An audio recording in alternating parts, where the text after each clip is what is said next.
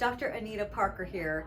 I'm here wanting to show you how to be better with your shoulder adjustments, especially since most of our patients are having these rounded shoulders, right, with our phones and our device use. So we want to make sure we take care of shoulders appropriately. One of the things that I think happens though is a lot of those shoulder adjustments can be uncomfortable for your patient, right? You're doing adjustments where you're shoving that humeral head back into the joint. So the way that you might want to consider trying to do this for your patient is using a drop table or without the drop table. So I'll show you both ways. So this version is what I usually like to do on most of my rotator cuff issues, forward shoulder, is seeing if the humeral head is rotated forward.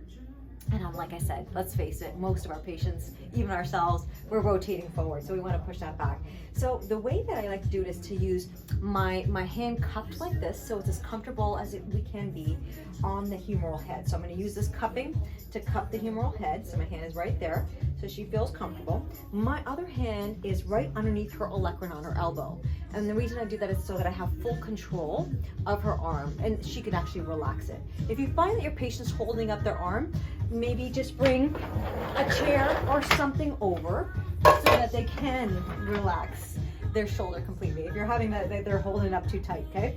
But she's really good on letting me hold her arm up. So the actual adjustment's pretty simple. It's two things simultaneously. It's tractioning the joint out of the socket, so the humeral, we're kind of doing a little traction, and at the same time, I'm going to drop down. I'm going to drop my body weight down to move that humeral head back. So I'm going to show it to you now.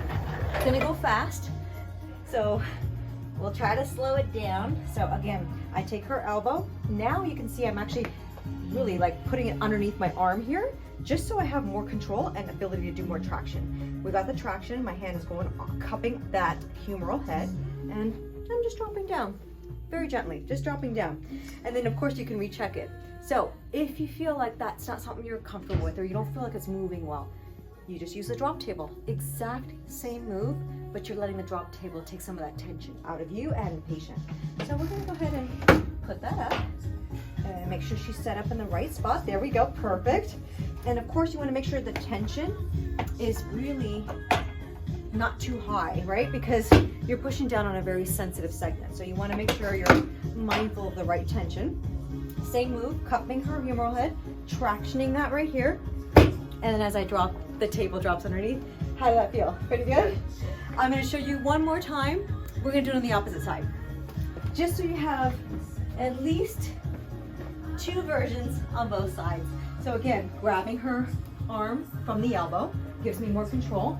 I'm coming down, bending my knee so I don't hurt my own back, so that I can traction her shoulder, cupping my hand here onto the humeral head, and just pushing down. This is without the drop table. Exact same thing with the drop table if you want to do it that way. I hope this helped you. Please keep your comments, questions coming, and be the best chiro you can be.